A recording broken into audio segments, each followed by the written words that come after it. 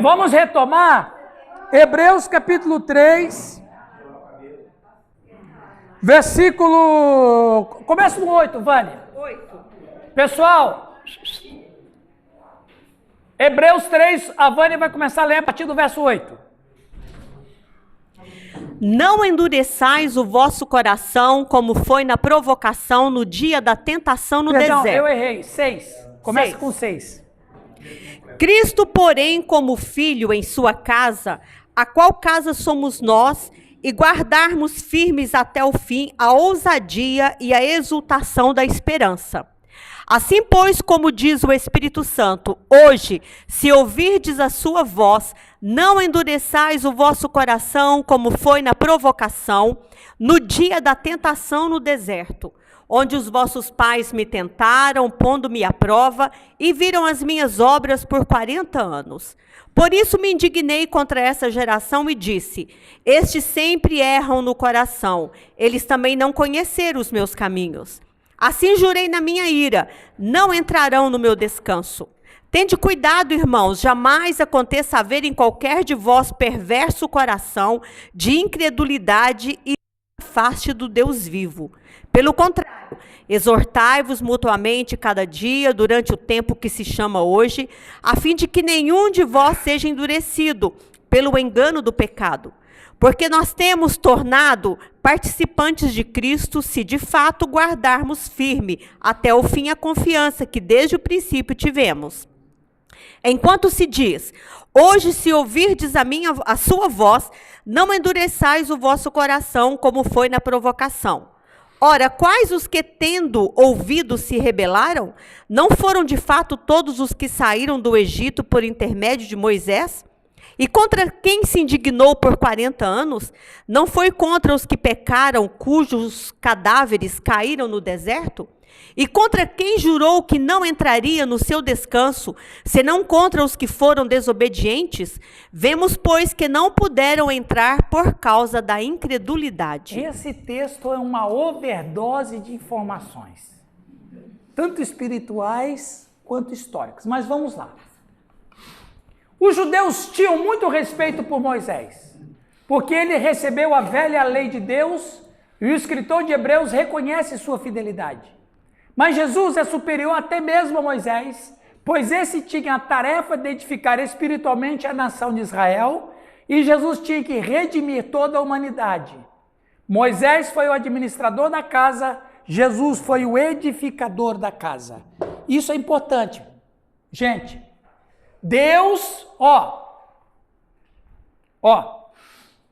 lembra que o princípio de tudo é Gênesis 3,15. Vocês estão enjoados de ouvir eu falar isso. Exatamente. Promessa do Redentor. Ou Salvador, mas Redentor é mais completo. Redentor é mais completo do que Salvador. Promessa do Redentor. O Redentor tem que nascer. A criança tem que nascer. Ok? Ok. Aí, promessa do Redentor. Deus cria a nação. Preste atenção, hein? Deus cria a nação de Israel. Voltando, para a gente entender bem tudo isso. O texto que foi lido pela Vânia. Não tem uma nação digna de receber o Messias. Todas as nações são idólatras e assassinas. Claro que a gente vai dizer assim, Nayane, não, porque Deus escolheu Israel. Não, Deus não escolheu Israel. Deus criou Israel. Para escolher, a nação tem que estar no mapa. Não é verdade, Otília? Então Deus criou do nada, não tinha, então Deus fez. Aliás, a nação de Israel é uma das mais jovens que tem na história. Porque quando Israel nasceu, aproximadamente no ano 1300 a.C., as nações já existiam 4.000 anos antes. Então a nação de Israel é uma das mais jovens. Deus cria a nação de Israel. Por quê? Porque o Messias, o Giovanni gosta de falar em hebraico, né? Fala, Giovanni, fala. Mashiach. O Messias tem que nascer na história. Para nascer na história, Raquel, tem que ter uma nação. Não, não tem uma nação. Deus cria uma nação. Essa nação se chamou, depois, Israel. Beleza. O menino tem que nascer. Deus cria uma nação, nação de Israel. Olha, não tinha nação pura, todas eram idólatras e assassinas. A nação agora é santa, separada, a nação criada por Deus para que o menino venha. Aí você começa a perceber que a noção de casa começa assim. Por quê? Porque a criança tem que ter uma casa. Oikos.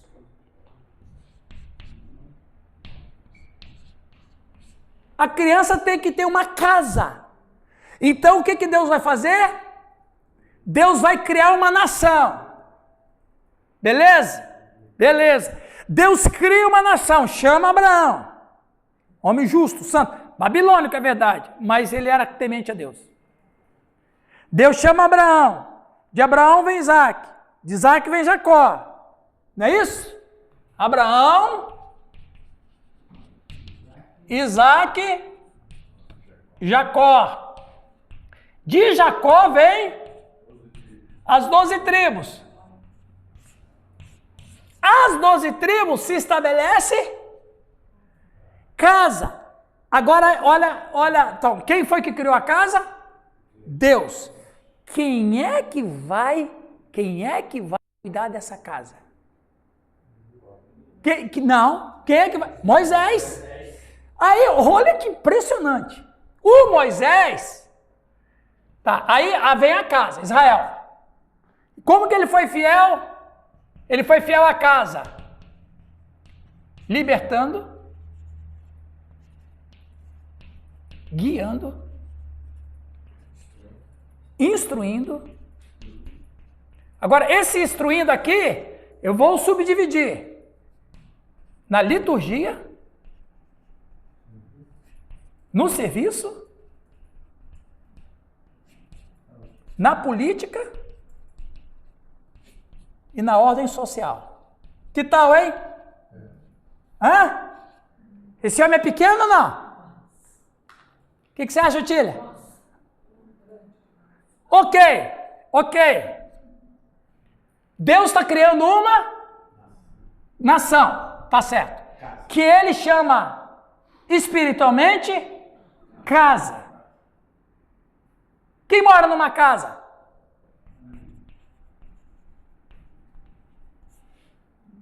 Família. Quem nasce numa casa? Criança. Que criança? Isaías. Porque o menino, filho, o governo será sobre os seus. Quem é a criança? Jesus. Nasceu aonde? Numa casa. Numa nação, numa família. Percebem? O Moisés foi o sujeito que serviu a essa casa. De que maneira? Libertando, guiando, instruindo. Na liturgia, que eles não tinham culto, agora tem. No serviço, porque eles não sabiam quem eram, agora são, e conhecem o seu propósito. Na política, porque eles terão liderança, estatuto, regras e leis. E na ordem social, eles terão na política que terão os seus líderes e a ordem social com as suas leis, as leis do estrangeiro, a lei de empréstimo, a lei dos órfãos, as leis sociais dos órfãos, das viúvas. Você tem a lei do estrangeiro, você tem a lei do sistema financeiro, quanto que deve emprestar, como deve emprestar. As leis sanitárias, as leis dietéticas, as leis litúrgicas, a organização do culto. O que Moisés está fazendo? Servindo a casa como terapeuta. Olha que coisa impressionante. O terapeuta Moisés, o terapeuta Osvaldo. O terapeuta Calixto. Entendeu? E o terapeuta Irã, Giovanni, cada um de nós. E olha que impressionante. Deus construiu a casa. Moisés organiza e serve a casa. Mas depois quem é que toma conta da casa? Quem de fato construiu? Jesus Cristo. Quem é maior? Moisés ou Jesus? Percebe? O autor de Hebreus, ele coloca todas as características de Moisés, não tira nenhuma. Aliás, ele até exagera um pouquinho. Como bom judeu. Ele até exagera um pouquinho, Nayane. Mas quando ele põe Cristo, Cristo engole tudo isso em Moisés. Você disse tudo. O Moisés desaparece. Porque o próprio Moisés disse que iria desaparecer. Quando ele diz em Deuteronômio 18, vai vir um profeta depois de mim. A ele ouvi. O que ele está chamando, Nayane? Ele vai ser maior que eu. Que coisa impressionante. Fala, Sérgio. Por que demorou tanto tempo, mais de 500 anos, não sei, desde que Deus chamou Jacó para ser Israel, até chamar Moisés para ser o legislador? Ok. Vai outra vez aí, que eu quero pegar no fio da meada. Por que demorou tanto tempo, mais de 500 anos, desde quando Deus transformou Jacó em Israel, lá no Jacó, sim, até o povo sair do Egito? Muito bem. Duas razões. Por que demorou 500 anos até a chamada de Jacó, até Moisés aparecer para libertar o povo? Duas razões, ou dois motivos. Primeiro, nunca esqueça do nosso personagem. Obscuro, escondido. Quando o inimigo de nossas almas viu os movimentos de Deus para cumprir essa profecia, o que ele fez? Mandou fome à terra. A fome atingiu que terra? A terra onde morava? O que ele queria? Matar. Para que a profecia não se cumprisse. Aí presta atenção. Olha que impressionante. A sua pergunta foi muito boa. Eles fogem para o Egito. Deus abriu uma porta de fuga. Aleluia. Assim como foi com as 12 tribos, assim como foi com José e Maria, assim como foi com José. Quando o faraó tem um sonho, qual é o sonho? 7 vacas magras. Depois, quem é que veio antes? As 7 vacas gordas ou as 7 vacas magras? Deus sabia dos movimentos de Satanás. Satanás aumentou a fome. Agora não é só onde moravam as 12 tribos. Agora aumentou no mundo. Não tem para onde escaparem. Deus, na verdade, fez uma profecia para o sonho de Faraó. Deus sabia dos movimentos de Satanás. Ele vai fazer fome sobre a terra. Mas quem manda sou eu vou dar 7 anos de fartura. Deus sempre abrindo uma porta para que seus planos não sejam frustrados. Jó já dizia isso, né? É o conceito de providência divina. Exato. Aí não consegue. O povo fica lá no Egito. Ficam bem até o faraó da época de José, era um faraó Ixo. Ixo significa estrangeiro. Os faraós Ixos eram aqueles reis internacionais que invadiram o Egito, venceu o faraó de então, ele se tornou o faraó. Então, é como se fosse um usurpador. Ixo. Foi usurpador. Quando quando existe uma revolta social, ou melhor, uma guerra civil no Egito, a dinastia Ixo acabou. Chega um faraó egípcio. Quando diz lá, levantou um novo rei que nem conhecia José, porque é o seguinte, política você sabe, né? Quem ganhou, tira todo mundo que perdeu. Tira todo mundo que perdeu. Um ou outro escapa, né? Mas geralmente é assim, não é assim na história da política? Sim. O camarada ganhou, falou assim, esses que estavam aqui antes eram de quem? Ah, eles eram dos Ixos? Eles eram dos Ixos? Eles eram dos usurpadores? Eles eram daqueles que dominaram invadiram a nossa nação e sentaram no nosso trono? Todo mundo aqui vai virar escravo. Eles não somente perderam o emprego não somente perderam o emprego no governo, como se tornaram escravos. Mas aí, Sérgio, eu estou respondendo a tua pergunta, tá? Não dá para fazer a pergunta, não consigo responder assim. Objetivamente, não consigo responder. Não dá. Se eu responder objetivamente, não vai ficar a resposta completa. Ele volta da resposta que tem que é verdade. Aí, Sérgio, o que acontece? Chega esse faraó que não é Ixo, que toma conta, que bane todo mundo que era da antiga administração, reforma ministerial radical. Os caras radical. Quem não morreu perdeu o emprego e virou escrava. Reforma ministerial radical. O que acontece? O povo de Israel fica ali e se tornam escravos. Mas Deus vê que eles não estão preparados ainda. Deus conhece os movimentos.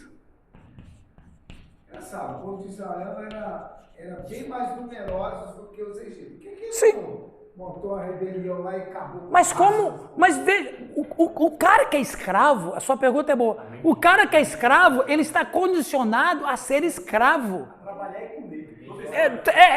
É comer para poder trabalhar. Como era assim? Eles castravam a identidade humana.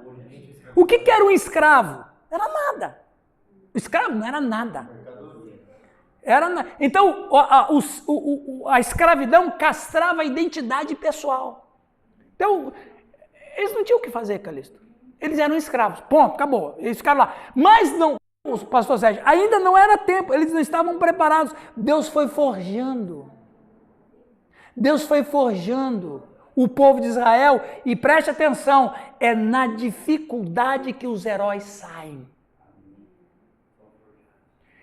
Exatamente, os heróis saem depois que passam por um processo de treinamento. Deus não chama ninguém sem antes fazer com que ele passe por um treinamento.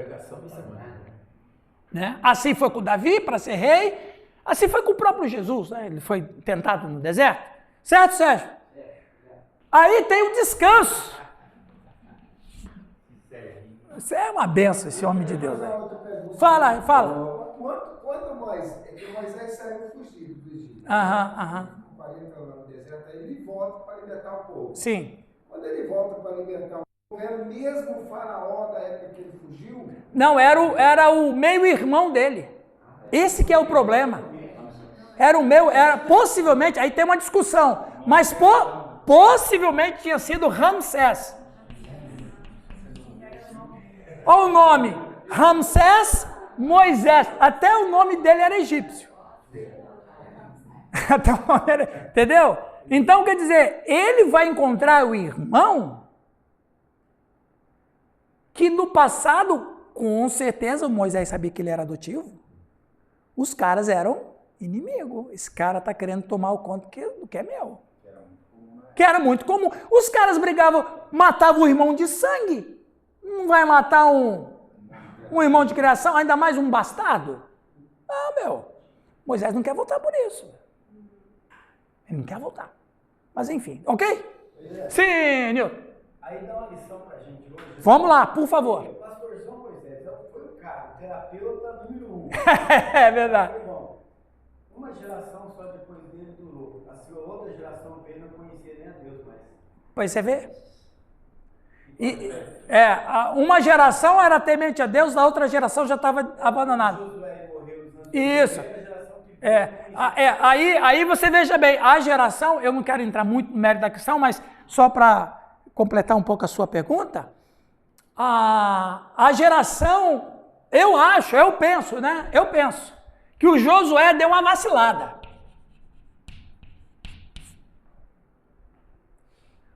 O Josué deu uma vacilada, na minha opinião, e que Deus tenha misericórdia de mim se eu estiver errando. Mas na minha opinião, pelo que eu já estudei, ele foi bem discipulado por Moisés. foi. Mas acontece o seguinte, o Josué viveu 40 anos com aquele povo duro. Ele fala uma frase que todo mundo... Essa frase é muito bonita. Tem até em para-choque de caminhão. Mas essa frase foi terrível. Foi uma frase que Pilatos vai dizer lá no futuro.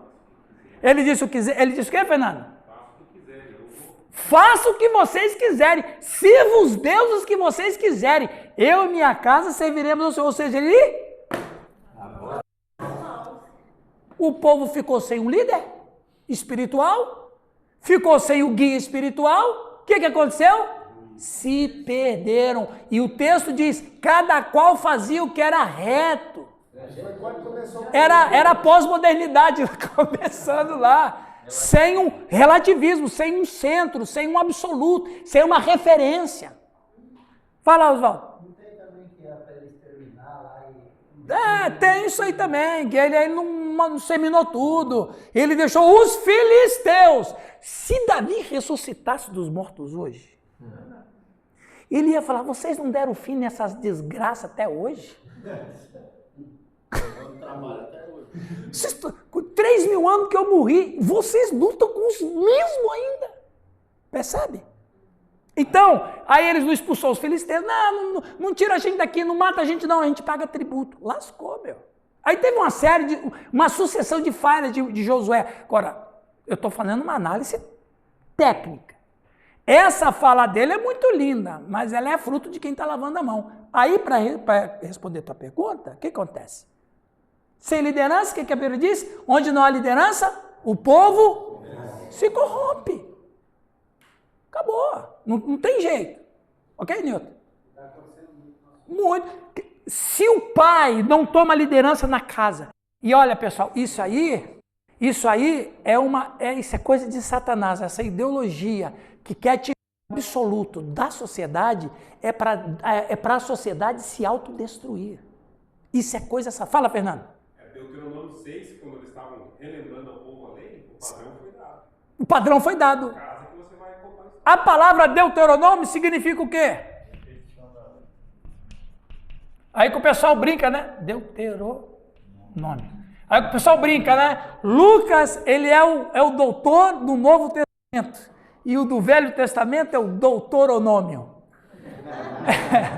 Então veja, eles repetem a lei. Deuteronômio significa repetição da lei. Por que precisaram repetir a lei? Porque o legislador não existe mais, Nayane. É outra geração. Vamos ler o que nós aprendemos 40 anos atrás. Vamos ler tudo de novo. Então tem uma série de fatores, pastor Sé, o Nilton e o Calixto, tem uma série de fatores que impediram a nação de Israel, mas aqui, por detrás. Você acabou com a referência, acabou a sociedade. Qual grupo, qual família, qual nação, qual situação que sobrevive se não tiver alguém que dê as regras? Fala, o Calixto. Por exemplo, né, uma geração é 40 anos, né? Sim. 40 anos. Agora, a gente veio de uma geração, de muitos aqui, que é bem diferente da geração de hoje. Sim. A nossa geração era aquela geração que filho respeitava o pai, Sim. Né? Dava bênção. Hoje a gente tem uma geração que o povo não respeita pai, não respeita mãe, Isso explica a situação que o mundo está hoje. Sabe qual foi o problema da nossa geração? Tem uma referência em casa, você não sabe quem que manda, quem é o pai, quem é a mãe, quem é homem, quem é mulher, vira aquela bagunça. Sabe o que? Viu, pessoal? Essa fala do Calixto foi propícia. Essa linha aqui é grossa ou fina? Como vocês podem dizer que é fina? Vai, seus metidos! Seus metidos! Qual linha é fina? Aí, aqui. Qual foi o problema da geração passada? O que eu vou falar é uma linha fina. Estabeleceu a família em cima da... Que foi um erro. Porque a moral é relativa. A moral é relativa. É relativo, meu. Se entrar um doido lá e diz, não existe isso, não existe. O que aconteceu? Na década de 20, no começo do século 20, até 1990, nós tivemos 90 anos de uma geração edificada em cima da... Por que isso foi um erro? Porque a geração deveria estar sendo edificada sobre...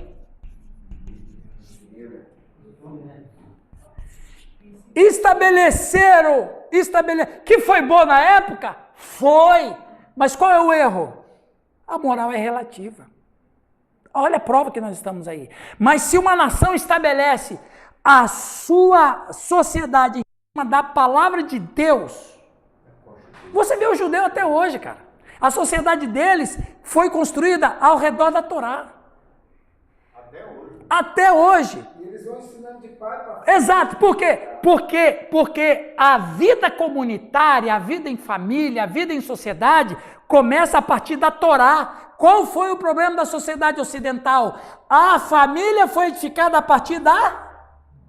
Mas a moral é relativa. Está entendendo, Naeli? Está entendendo, Vânia? Por isso que eu falei que é uma linha fina. Porque a princípio a moral é muito boa, mas ela é relativa. A prova, estamos nessa sociedade que estamos agora. Então, a igreja de Jesus Cristo, ela não pode ser edificada em cima de moral. Ela tem que ser edificada em cima da fé na palavra de Deus. A palavra não muda, né? A palavra não muda, exato. Lutero dizia... Eu me emociono quando eu pronuncio esse nome. Lutero dizia, a palavra de Deus não é velha, a palavra de Deus não é nova, a palavra de Deus é atual. Eita, brother. Percebe? Então significa que a nossa igreja, a igreja que somos membros, a família que construímos, principalmente eu me preocupo com a família de uma pessoa aqui em especial, a do Fernando. Que ele casou com a minha filha. Então eu me preocupo com a família do Fernando. As nossas igrejas, as nossas famílias, as nossas casas têm que ser edificadas a partir da Bíblia e não a partir da moral. E nem do que eu acho. Do jeito que meu pai me ensinou, eu vou te ensinar. Não é assim? Subjetividade. E quem disse que tudo que o pai ensinou era certo? Batia. A mão que servia só para castigar, nunca para carinho, nunca para orar, nunca para abençoar. Ai, não dá, meu. 127. Se o senhor não edificar a casa... Exatamente. E você disse tudo. Quem é que deve edificar uma nação? A palavra de Deus. Agora, claro que, guardadas as devidas proporções, Jesus ele é o paradigma do Ocidente. Guardadas as devidas proporções. Mas ainda assim, nós estamos carentes de tudo. Amém, pessoal? Tá vendo? Não me faça perguntas. Eu não consigo dar aula. Não me atrapalha. Ô, pessoal, não me atrapalha com pergunta. Já vai? Vai. Deus abençoe.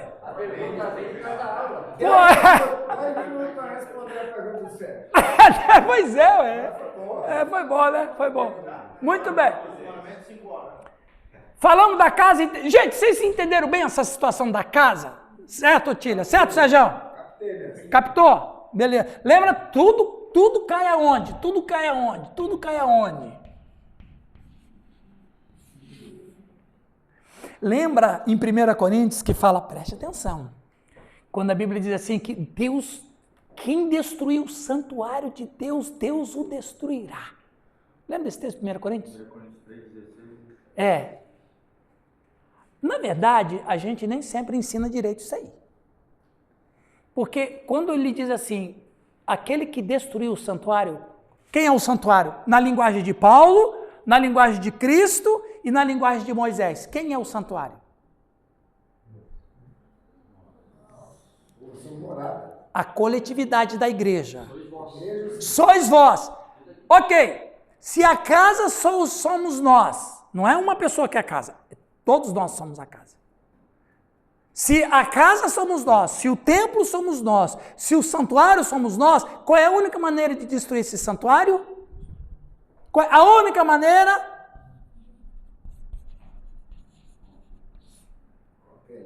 Contenda. Você quer destruir uma família? Solta uma coisinha aqui.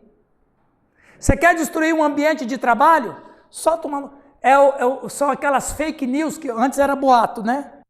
Hoje é mais chique. A mentira agora está mais... Aí se o cara destruir, Deus... Você não... Porque o mal, gente, é o seguinte, ó. O diabo, ele é muito inteligente. Ele não precisa jogar a flecha no coração da gente. Ele só precisa ferir a gente. Você sabe que os romanos, quando eles lutavam, eles não matavam direto os caras, às vezes. Eles feriam. Porque quando fere um, Daiane, você elimina 4 soldados, porque eles vão cuidar do colega que está ferido. É até uma historinha do... Entendeu, Liane? Claro. Então, você quer destruir uma coisa? Só solta uma coisinha. E é isso que Deus... Quem destruiu o santo... Cuidado com aqueles da sua igreja que gostam de fazer uma fofoca, hein? Você pode chegar e dizer assim, irmão, Deus vai destruir você. Não, você pode falar assim mesmo. E às vezes é um satanista disfarçado. É, exatamente. Ô, irmão, Deus vai destruir você. Por quê, pastor? Porque você está destruindo a comunhão. Você está destruindo o santuário com mentira e fofoca. O Senhor não vai ter misericórdia de quem fizer isso. Acabou. A gente tem que falar. É até uma historinha, eu já vi que dois agricultores, né? Uhum. Aí um soltou o burro lá e o burro foi comer a lavoura do outro. Aí o outro veio, enfurecido, matou a outra família, né? A outra, enfurecida, que matou a outra família e foi matando o outro. Aí alguém falou lá, é culpa do diabo isso aí. Diz que o diabo respondeu, não, eu apenas soltei o burro. É, exato, a ideia é essa. Sim. Na Segunda Guerra Mundial foram modificadas as balas para isso, para não matarem as pessoas, apenas para ferir. Ferir. Você fere, o cara não vai deixar o colega no campo ferido, né? E vai imobilizar outros. Uma bala você leva 3 pessoas. Exatamente. Muito bem, gente, vamos indo para o final, que são 11h30. Ambos foram felizes em suas respectivas posições e capacidades, Jesus e Moisés. Mas a posição exaltada do Messias e a obra mais importante, aumentaram a qualidade de sua fidelidade sobre a de Moisés. O Messias é melhor do que Moisés e o testamento que ele inaugurou é melhor e toma o lugar daquele que Moisés foi fundamental para fundar. No caso de Moisés, era a casa de Deus em relação a Israel. No caso do Messias, era a casa de Deus relacionada à família de Deus em todas as épocas. O Moisés era circunscrito, era só a nação de Israel. O Messias é toda a terra. Né? O escritor de Hebreus exorta a prosseguir até a maturidade em Cristo. Seu modelo é baseado na superioridade de Cristo sobre o sistema judaico. Cristo é melhor do que os anjos, pois ele o adoram. Amém? Ele é melhor do que Moisés, pois Moisés foi criado por ele. Ele é melhor do que o sacerdócio araônico, pois seu sacrifício foi de uma vez para sempre. Ele é melhor do que a lei, pois ele medeia uma aliança melhor. Em suma, há mais a ganhar sofrendo por Cristo do que voltando para o judaísmo. Percebe isso aqui? Então, os argumentos do autor de Hebreus são concatenados, ele vai subindo, na ideia de tirar da cabeça deles a questão de abandonar Cristo para voltar para Moisés. como é que, modernamente falando, quem é que troca uma BMW por um Fusca 69? Posicionador. Hã? Posicionador. Essa foi boa. Você compra, né? Vocês acabaram comigo agora, né? Minha ilustração eu vou jogar fora. Você me humilhou. Ó o que você fez comigo, viu, Sérgio? Ó o que você fez comigo. Não, tá perdoado, tá perdoado. Ó, não destrói o santuário, hein? Ainda bem que o Irene é Photoshop. Ah, obrigado. Ó, aprendeu. Ainda bem que eu sou Photoshop, né? Graças a Deus. Muito bem. Continuando para o final. Agora, esse assunto é impressionante. O que significa o descanso de Deus? Oh, gente, falamos muito sobre Moisés. Você entendeu bem a função de Moisés, a ideia dele, a pessoa dele, etc. Certo, Romualdo? Certo, Alex? Moisés está bem? Mudei um pouco a imagem de Moisés na mente de vocês? Deixei ele mais interessante? Sim, Aliane. A gente estava conversando ali na hora do café e surgiu uma dúvida, então. Opa. Você vai mudar o assunto do Moisés, então vamos falar dele agora. Sim. Em Êxodo 4 vai falar sobre... Deixa eu levar para você o microfone sagrado. O Moarama. O Moarama! Fala. Êxodo 4 vai falar que Deus ele estava irado e ele queria matar. Daí ele queria matar quem? A ira dele era sobre Moisés ou sobre o filho dele? Ah, você está falando sobre...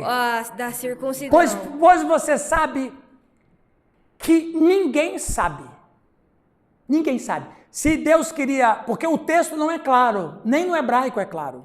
É um dos mistérios. É exato. Porque quando ele não circuncida o filho, a Zípora vai dizer: tu és para mim esposo sanguinário. E o texto não diz, ele não é claro.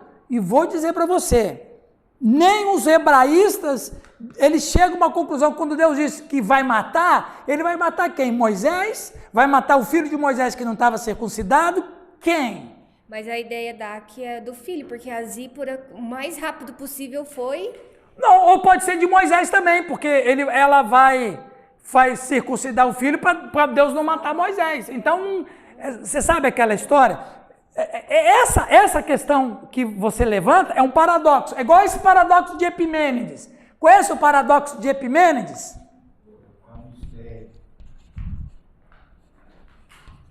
Todo homem é mentiroso. Isso aqui é filosofia grega. Epimênides. Deixa eu fazer uma pergunta aqui para a Nayane, nossa primeira aluna inaugural. E a pergunta não é pegadinha, tá bom? Todo homem é mentiroso. Verdadeiro ou falso essa frase?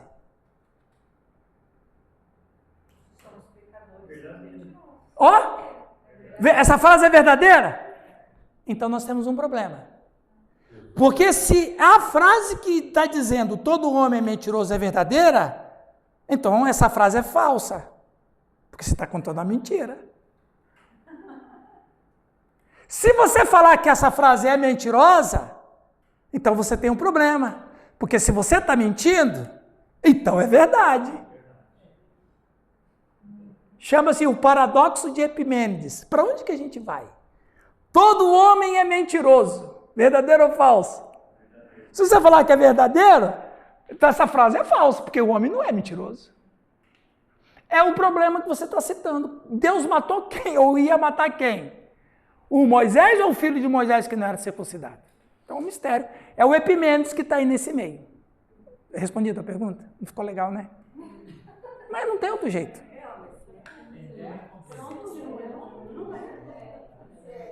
Indo para o descanso.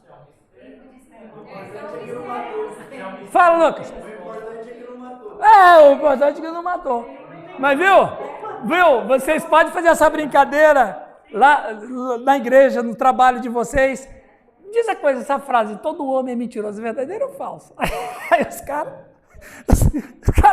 né, fica. O que significa descanso de Deus? No primeiro capítulo, Deus está reorientando os seus chamados para um modo de vida não egípcio. Ele os livrou com mão forte e poderosa. Eles foram pressionados, Eles estavam cansados e sem fôlego. Conhecer esse Deus não é opressão, não é mais cansaço, não é uma vida minguante e pesada. Em vez disso, conhecer esse Deus traz descanso muito necessário e momentos de refrigério de sua mão. O descanso sabático foi feito para o homem, como Jesus disse, mas isso não me satisfaz. Na verdade, o povo de Israel estava cansado, como a pergunta que o Sérgio me fez. Quantos anos de canseira? Quantos anos de canseira? 400 de opressão, 400 anos de fome, de trabalho forçado, de morte infanticídio, de morte infante. O povo está cansado. O Moisés, quando chega, está libertando eles para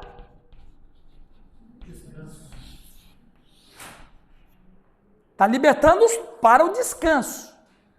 Essa é uma fala verdadeira e honesta, mas ela ainda é superficial. Vamos continuar. A Israel foi prometida um descanso, mas a nação não herdou esse descanso.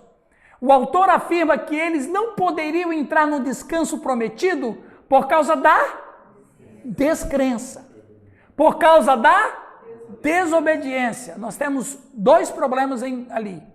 Porque Israel foi forçado a peregrinar no deserto. É possível para o povo escolhido por Deus, nesses dias, afastar-se do Deus vivo ao endurecer-se através do engano do pecado. Então, olha que interessante, gente. Descrença e desobediência.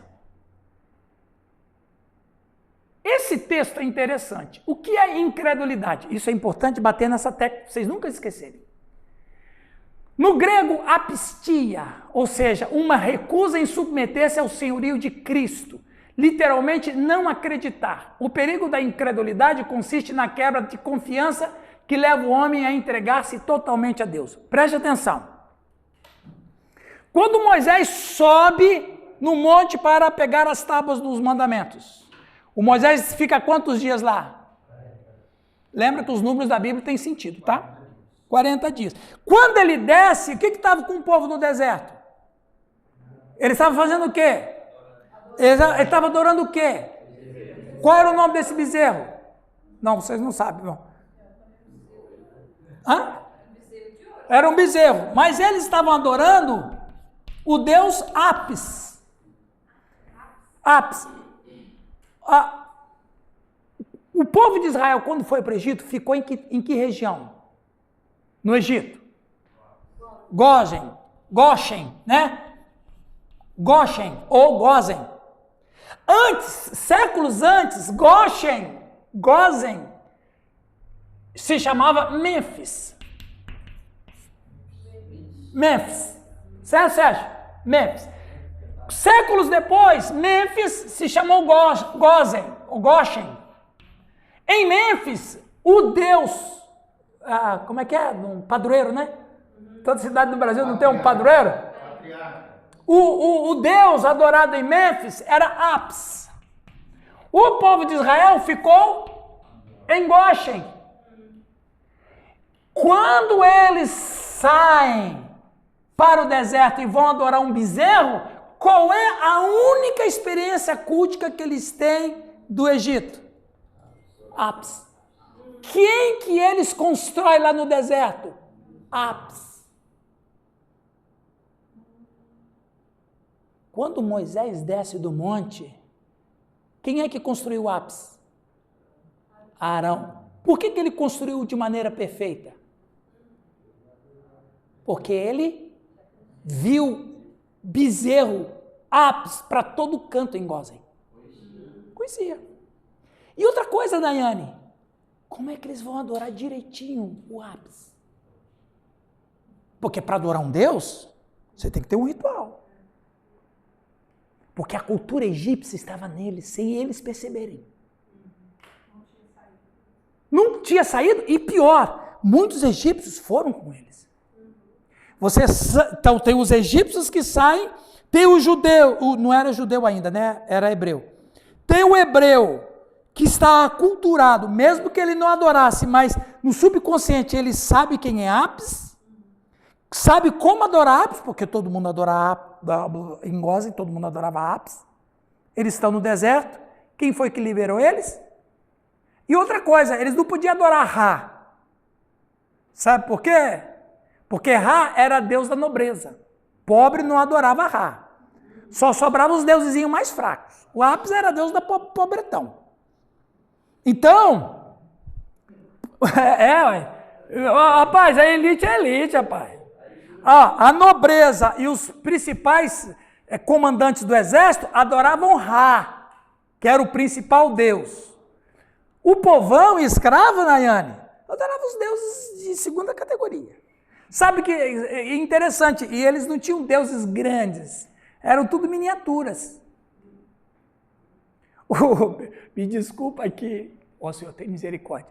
Mas quando eles viram o Apis daquele tamanho, eles endoideceram. Porque o Apis que eles adoravam era miniatura, meu. O Apisão daquele tamanho, o povo ficou doido. Sem contar que terminava em licenciosidade. Então, o Moisés, quando desce e olha o povo adorando o Apis, o que chama isso? Apistia. Preste atenção, incredulidade, e vou dizer isso, é importante gravar na mente e no coração para a gente aprender. Incredulidade não é duvidar da existência de Deus. Incredulidade é duvidar do caráter de Deus. Deus falou, mas não vai fazer. Não é assim que o filho testa a gente? Se você mexer de novo ali, o pai vai te bater. O que o infeliz do menino vai fazer? Ele vai duvidar. Ele vai ver se o pai tem o quê? Caráter ou não. Se ele for o pai bater, o menino vai falar o quê? O pai tem caráter. Dentro dele ele vai entender isso. Se o pai não fizer e dar risada, o filho vai falar, o pai não tem caráter. Isso se chama incredulidade. Apistia. Então veja bem, isso é muito sério. Então a palavra apistia tem ligação com o deus Apis. Não, acho que é no grego, né? Não tem ligação. Não, porque o autor de Hebreus está escrevendo em grego. Apistia de pistes, pisteos, que é acreditar, né? Pistes, isso. Então veja bem, olha que coisa interessante, como que o inimigo de nossas almas é sujo. No século XVIII, XIX, XX, floresceu o ateísmo.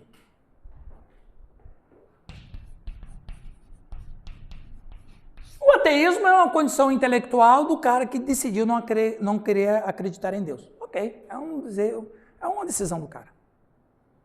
Preste atenção, olha o perigo. Por séculos, 350 anos, quando o ateísmo floresceu, eles não cresceram na sociedade ocidental. Não cresceram. Então, o diabo é sujo. Então, o que quer dizer? Como não conseguiu tirar a ideia de Deus da consciência das pessoas, Nayane, então qual é o plano? Desconfigurar o Deus que você acredita. Eu não estou tornando você ateu, estou tornando você pior do que um ateu. Não, pode acreditar. Por isso, o que acontece hoje na sociedade com esse pós-modernismo, com essas ideologias todas? Ninguém diz que Deus não existe. Ninguém fala que Deus não existe. Mas todo mundo fala que Deus existe. Mas que Deus que estamos falando? Desconfigurado, que aceita todas essas ideologias loucas. Eu desconfiguro Deus. Já que eu não consigo destruir Deus da consciência da Mary, eu vou desconfigurar esse Deus. O povo de Israel pecou exatamente nisso. Duvidaram do caráter de Deus. Deus foi desconfigurado por eles mesmos. Inclusive, Arão ajudou essa incredulidade. Mas Arão encontrou misericórdia.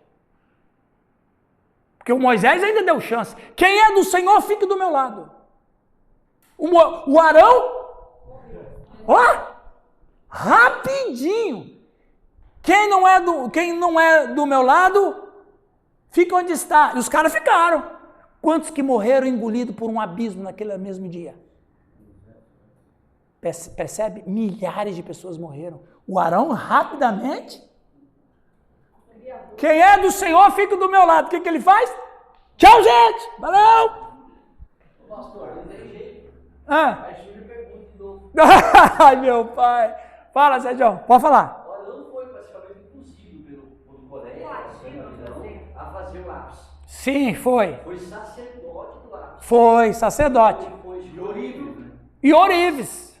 Foi escolhido para ser sacerdote do Deus vivo. É. No tabernáculo. Mas sabe o que é? Deus perdoa a burrice do cara. Porque o Arão não foi pecador, ele foi burro.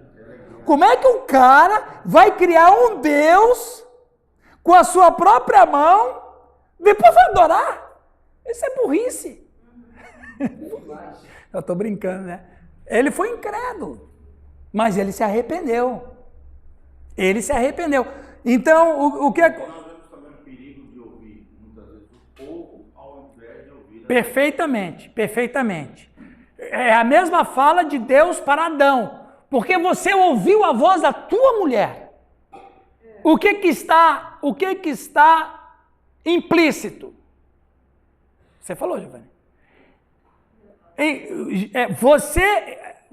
Porque ouviste a voz da tua mulher, em outras palavras, Deus está dizendo o quê? Você não quis ouvir? Está implícito isso. Você tem duas vozes. Uma que Deus falou e uma que a mulher falou. Uma que Deus falou, não coma do fruto dessa árvore. E outra da mulher que falou, coma porque eu não morri. É mesmo, né? Você não morreu, meu bem. Então veja, você falou bem. A voz de Deus, Deus falou, eu estou com vocês, sejam fiéis a mim.